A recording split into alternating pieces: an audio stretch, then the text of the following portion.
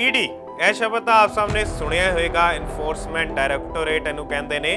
ਤਾਂ ਈਡੀ ਦਾ ਮਤਲਬ ਕੀ ਆ? ਈਡੀ ਜਿਹੜੇ ਪੈਸੇ ਇਕੱਠੇ ਕਰਦੀ ਆ ਉਹ ਅਸਲ ਦੇ ਵਿੱਚ ਰੱਖਦੀ ਕਿੱਥੇ ਆ? ਤਾਂ ਤੁਹਾਨੂੰ ਜਾਣਕਾਰੀ ਅੱਜ ਦੇ ਦਾਂਗੇ ਵੀ ਈਡੀ ਨੇ ਜਿੰਨੇ ਵੀ ਪੈਸੇ ਇਕੱਠੇ ਕੀਤੇ ਨੇ ਅੱਜ ਤੱਕ ਰੱਖੇ ਕਿੱਥੇ ਨੇ। ਕਿਉਂਕਿ ਤੁਸੀਂ ਅਕਸਰ ਅਖਬਾਰਾਂ ਦੇ ਵਿੱਚ ਦੇਖਿਆ ਹੋਵੇਗਾ, ਵੀਡੀਓਜ਼ ਦੇ ਵਿੱਚ ਸੁਣਿਆ ਹੋਵੇਗਾ, ਫੇਸਬੁੱਕ ਤੇ ਸੁਣਿਆ ਹੋਵੇਗਾ ਵੀ ਈਡੀ ਨੇ ਰੇਡ ਮਾਰੀ, ਕਿੱਥੇ 4 ਕਰੋੜ ਮਿਲ ਗਏ, ਕਿੱਥੇ 40 ਕਰੋੜ ਮਿਲ ਗਏ ਤੇ ਕਿੱਥੇ 100 ਕਰੋੜ ਦੇ ਲਗਭਗ ਮਿਲ ਗਏ। ਤਾਂ ਹੁਣ ਤੁਹਾਨੂੰ ਅੱਜ ਜਾਣਕਾਰੀ ਦੇਵਾਂਗੇ ਵੀ ਅਸਲ ਦੇ ਵਿੱਚ ਈਡੀ ਜਿਹੜੇ ਪੈਸੇ ਇਕੱਠੇ ਕਰਦੀ ਹੈ ਉਹ ਰੱਖਦੀ ਕਿੱਥੇ ਆ। ਪਰ ਤੁਹਾਨੂੰ ਇਹ ਪਹਿਲਾਂ ਜਾਣਕਾਰੀ ਦੇ ਦਈਏ ਵੀ ਪਿਛਲੇ 4 ਸਾਲਾਂ ਦੇ ਵਿੱਚ ਈਡੀ ਨੇ ਕਿੰਨੇ ਕੁ ਪੈਸੇ ਇਕੱਠੇ ਕੀਤੇ ਆ। ਜੇ ਗੱਲ ਕਰਦੇ ਆ ਈਡੀ ਨੇ ਪਿਛਲੇ 4 ਸਾਲਾਂ ਦੇ ਵਿੱਚ 67,000 ਕਰੋੜ ਪੈਸੇ ਜਿਹੜੇ ਇਕੱਠੇ ਕੀਤੇ ਨੇ।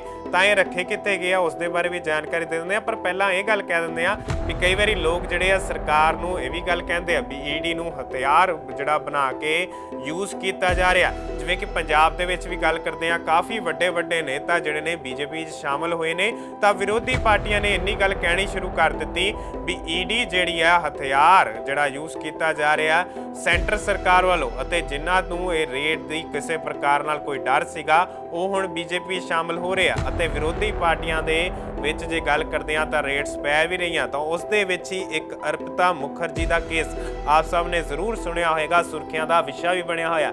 ਹੁਣ ਉਹਨਾਂ ਦੇ ਘਰ ਦੇ ਵਿੱਚ ਕਿੰਨੇ ਕਰੋੜ ਰੁਪਏ ਇਕੱਠੇ ਹੋਏ ਨੇ ਤਾਂ ਉਸ ਦੇ ਬਾਰੇ ਤੁਹਾਨੂੰ ਜਾਣਕਾਰੀ ਦੇ ਦਿੰਦੇ ਆ। 50 ਕਰੋੜ ਨਕਦੀ ਉੱਥੇ ਇਕੱਠਾ ਹੋਇਆ ਅਤੇ ਉਸ ਤੋਂ ਬਾਅਦ ਟਰੱਕ ਭਰ ਕੇ ਈਡੀ ਨੇ ਇੱਕ ਟਰੱਕ ਜਿਹੜਾ ਹੈ ਹਾਇਰ ਕੀਤਾ ਤੇ ਟਰੱਕ ਭਰ ਕੇ ਪੈਸੇ ਲੈ ਕੇ ਗਏ। ਹੁਣ ਕਿੱਥੇ ਲੈ ਕੇ ਗਏ ਉਸ ਬਾਰੇ ਤੁਹਾਨੂੰ ਜਾਣਕਾਰੀ ਦਿੰਦੇ ਆ। ਪਰ ਸਭ ਤੋਂ ਪਹਿਲਾਂ ਜਦੋਂ ਈਡੀ ਨੂੰ ਕਿਸੇ ਪ੍ਰਕਾਰ ਨਾਲ ਜਾਣਕਾਰੀ ਮਿਲਦੀ ਆ ਤਾਂ ਜਦੋਂ ਈਡੀ ਰੇਡ ਕਰਨ ਜਾਂਦੀ ਆ ਤਾਂ ਉਹਨਾਂ ਨੂੰ ਜਿਹੜੇ ਪੈਸੇ ਸ਼ੱਕੀ ਪੈਸੇ ਲੱਗਦੇ ਆ ਵੀ ਇਹ ਕਿਸੇ ਪ੍ਰਕਾਰ ਨਾਲ ਕੋਈ ਵੀ ਬਲੈਕ ਮਨੀ ਆ ਜਾਂ ਕਿਸੇ ਪ੍ਰਕਾਰ ਨਾਲ ਮਨੀ ਲਾਂਡਰਿੰਗ ਦਾ ਕੇਸ ਆ। ਤਾਂ ਪਹਿਲਾਂ ਜਿਹੜੀ ਤੁਹਾਨੂੰ ਦੱਸ ਦਈਏ ਵੀ ਸਭ ਤੋਂ ਪਹਿਲਾਂ ਇਹਨਾਂ ਦਾ ਕੀਤਾ ਕੀ ਜਾਂਦਾ ਤਾਂ ਕਾਲਾ ਧਨ ਦੇਖਦੇ ਆ, ਤੁਹਾਨੂੰ ਪਹਿਲਾਂ ਹੀ ਦੱਸ ਦਿੱਤਾ। ਤਾਂ ਪੰਚਨਾਮਾ ਬਣਾਇਆ ਜਾਂਦਾ। ਹੁਣ ਤੁਸੀਂ ਸੋਚ ਰਹੇ ਹੋਵੋਗੇ ਵੀ ਪੰਚਨਾਮਾ ਅਸਲ ਦੇ ਵਿੱਚ ਕੀ ਹੁੰਦਾ? ਤਾਂ ਨੋਟ ਜਿਹੜੇ ਨੇ ਗਿਣੇ ਜਾਂਦੇ ਆ, ਨੋਟ ਗਿਣੇ ਜਾਂਦੇ ਆ ਅਤੇ ਬੰਡਲਸ ਅਲੱਗ-ਅਲੱਗ ਬਣਾਏ ਜਾਂਦੇ ਆ। 2000 ਨੋਟ ਜਿਹੜੇ ਨੇ 2000 ਦੇ ਨੋਟ ਉਹਨਾਂ ਦਾ ਅਲੱਗ ਬੰਡਲ ਬਣਾਇਆ ਜਾਂਦਾ ਹੈ। 200 ਦੇ ਨੋਟ ਜਿਹੜੇ ਆ ਉਸ ਦਾ ਅਲੱਗ ਬੰਡਲ ਬਣਾਇਆ ਜਾਂਦਾ ਹੈ ਅਤੇ ਉਸ ਤੋਂ ਬਾਅਦ ਜੇ 100 ਦੇ ਨੋਟ ਹੈ ਤਾਂ ਉਸ ਦਾ ਅਲੱਗ ਬੰਡਲ ਬਣਾਇਆ ਜਾਂਦਾ ਹੈ। ਇਸੇ ਪ੍ਰਕਾਰ ਨਾਲ ਅਲੱਗ-ਅਲੱਗ ਬੰਡਲ ਬਣਾਏ ਜਾਂਦੇ ਆ ਅਤੇ ਪੂਰਨ ਤੌਰ ਤੇ ਉਹਦਾ ਇੱਕ ਪੰਚਨਾਮਾ ਤਿਆਰ ਕੀਤਾ ਜਾਂਦਾ ਹੈ ਜਿਹਦੇ ਵਿੱਚ ਡਾਕੂਮੈਂਟ ਤਿਆਰ ਕੀਤਾ ਜਾਂਦਾ ਹੈ ਕਿੰਨੇ ਨੋਟ ਸਾਨੂੰ ਬਰਾਮਦ ਹੋਏ, ਕਿੰਨੇ ਬੰਡਲ ਨੇ, ਕਿੰਨੇ ਨੋਟ ਨੇ। ਤਾਂ ਉਹ ਪੰਚਨਾਮੇ ਤੇ ਸਾਈਨ ਜਿਹੜਾ ਕੀਤਾ ਜਾਂਦਾ, ਇੱਕ ਈਡੀ ਦਾ ਆਫੀਸਰ ਉੱਤੇ ਸਾਈਨ ਕਰਦਾ ਜਿਹਦੇ ਵੱਲੋਂ ਰੇਡ ਮਾਰੀ ਜਾਂਦੀ ਆ ਤੇ ਦੂਜੇ ਪਾਸੇ ਜਿਹੜਾ ਮੁਲਜ਼ਮ ਹੁੰਦਾ ਉਹ ਵੀ ਇਸ ਤੇ ਸਾਈਨ ਕਰਦਾ।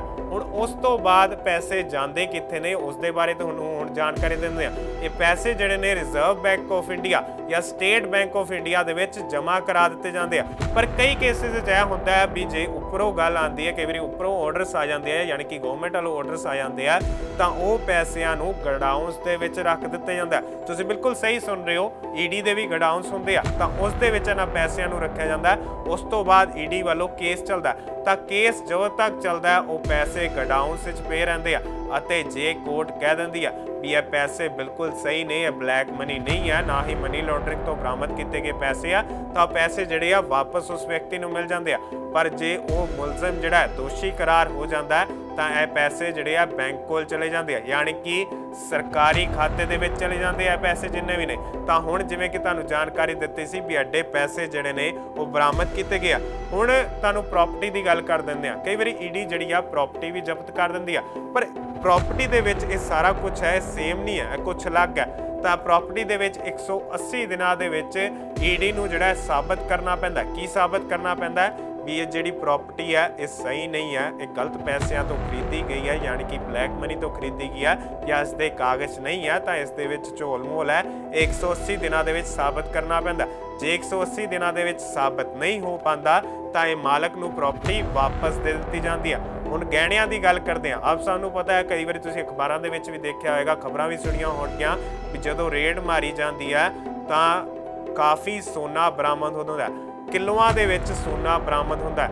ਜ਼ਰੂਰ ਅਸੀਂ ਜਦੋਂ ਵੀ ਸੋਨਾ ਬਾਜ਼ਾਰੋਂ ਲੈਣ ਜਾਂਦੇ ਆ ਤਾਂ ਅਸੀਂ ਜਦੋਂ ਵੀ ਤੋਲੇ ਦੇ ਹਿਸਾਬ ਨਾਲ ਖਰੀਦਦੇ ਆ, ਪਰ ਜਦੋਂ ਈਡੀ ਦੀ ਰੇਡ ਹੁੰਦੀ ਆ ਅਕਸਰ ਤੁਸੀਂ ਸੁਣਿਆ ਹੋਵੇਗਾ ਕਿਲੋਆਂ ਦੇ ਹਿਸਾਬ ਨਾਲ ਸੋਨਾ ਬਰਾਮਦ ਹੁੰਦਾ ਤਾਂ ਇਹ ਸੋਨਾ ਰੱਖਿਆ ਕਿੱਥੇ ਜਾਂਦਾ, ਉਹਦੀ ਵੀ ਤੁਹਾਨੂੰ ਜਾਣਕਾਰੀ ਦੇ ਰਹੇ ਹਾਂ ਵੀ ਇਹ ਸਾਰਾ ਸੋਨਾ ਜਿਹੜਾ ਹੈ ਇਹ ਗਡਾਊਂਸ ਵਿੱਚ ਰੱਖਿਆ ਜਾਂਦਾ।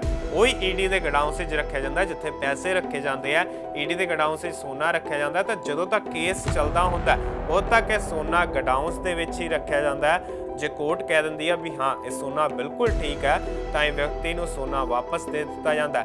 ਪਰ ਜੇ ਇਹ ਸਾਬਤ ਹੋ ਜਾਂਦਾ ਹੈ ਵੀ ਇਹ ਵੀ ਬਲੈਕ ਮਨੀ ਦਾ ਹਿੱਸਾ ਹੈ ਤਾਂ ਇਹ ਫਿਰ ਸਰਕਾਰੀ ਖਜ਼ਾਨੇ ਦੇ ਵਿੱਚ ਚਲਾ ਜਾਂਦਾ। ਮਤਲਬ ਘੁੰਮ ਫਿਰ ਆ ਕੇ ਗੱਲ ਇਹ ਆਉਂਦੀ ਆ ਵੀ ਕੇਸ ਚੱਲਦਾ ਹੈ, ਕੇਸ ਤੋਂ ਬਾਅਦ ਜਿਹੜਾ ਹੈ ਪੈਸਾ ਇਹ ਬੈਂਕਾਂ ਦੇ ਵਿੱਚ ਚਲਾ ਜਾਂਦਾ ਹੈ, ਯਾਨੀ ਕਿ ਸਰਕਾਰੀ ਪੈਸਾ ਇਹ ਸਾਰਾ ਬਣ ਜਾਂਦਾ। ਤਾਂ ਆਪ ਤੁਹਾਨੂੰ ਦੱਸਿਆ ਵੀ ਪਿਛਲੇ 4 ਸਾਲਾਂ ਦੇ ਵਿੱਚ 67,000 ਕਰੋੜ ਰੁਪਈਆ। ਜ਼ਰੂਰ ਤੁਸੀਂ ਸੁਣ ਕੇ ਇੱਕ ਵਾਰੀ ਹੈਰਾਨ ਰਹਿ ਗਏ ਹੋਗੇ। ਜ਼ੀਰੋਆਂ ਵੀ ਤੁਸੀਂ ਗਿਣਨ ਤੇ ਆਓਗੇ ਤਾਂ ਉਹ ਵੀ ਜ਼ਰੂਰ ਕਈ ਵਾਰੀ ਔਖੀਆਂ ਹੋ ਜਾਂਦੀਆਂ ਵੀ ਐਡੇ ਵੱਡੇ ਡਿਜਿਟ ਜਿਹੜਾ ਈਡੀ ਨੇ ਪੈਸੇ ਬਰਾਮਦ ਕੀਤੇ ਆ। ਪਰ ਪਿਛਲੇ ਕਾਫੀ ਸਾਲਾਂ ਤੋਂ ਈਡੀ ਦੀ ਰੇਟਸ ਵੀ ਜਿਹੜੀਆਂ ਵਧੀਆਂ ਨੇ ਤਾਂ ਸਰਕਾਰ ਤੇ ਲਗਾਤਾਰ ਵਾਰ ਵੀ ਕੀਤੇ ਜਾ ਰਹੇ ਆ। ਤਾਂ ਸਰਕਾਰ ਤੇ ਜਿਹੜੀ ਵਿਰੋਧੀ ਪਾਰਟੀਆਂ, ਜਿਵੇਂ ਕਿ ਤੁਹਾਨੂੰ ਪਹਿਲਾਂ ਹੀ ਦੱਸਿਆ ਸੀ, ਕੋਈ ਵਿਰੋਧੀ ਪਾਰਟੀਆਂ ਇਹ ਵਾਰ ਕਰ ਰਹੀਆਂ ਨੇ ਵੀ ਇਸ ਨੂੰ ਹਥਿਆਰ ਬਣਾ ਕੇ ਇਸ ਨੂੰ ਯੂਜ਼ ਕੀਤੇ ਜਾ ਰਿਹਾ ਅਤੇ ਨੇਤਾਵਾਂ ਨੂੰ ਇਹ ਗੱਲ ਕਹੀ ਜਾ ਰਹੀ ਹੈ ਜਾਂ ਤਾਂ ਬੀਜੇਪੀ ਸ਼ਾਮਲ ਹੋ ਜਾਓ ਜਾਂ ਤਾਂ ਜਿਹੜਾ ਹੈ ਤੁਹਾਡੇ ਤੇ ਈਡੀ ਦੀ ਰੇਡ ਜਿਹੜੀ ਆ ਹੋਏਗੀ ਅਤੇ ਪੈਸੇ ਜਿਹੜੇ ਨੇ ਉਹ ਤੁਹਾਡੇ ਜ਼ਬਤ ਕਰ ਲਿੱਤੇ ਜਾਣਗੇ। ਹੁਣ ਅਸਲ ਦੇ ਵਿੱਚ ਸੱਚਾਈ ਕੀ ਹੈ ਇਸ ਦੇ ਬਾਰੇ ਤਾਂ ਆਪ ਸਾਹਿਬ ਨੇ ਜ਼ਰੂਰ ਖਬਰਾਂ ਵੀ ਪੜ੍ਹੀਆਂ ਹੋਣਗੀਆਂ, ਆਪ ਸਾਹਿਬ ਨੂੰ ਜ਼ਿਆਦਾ ਇਸ ਬਾਰੇ ਪਤਾ ਹੈ।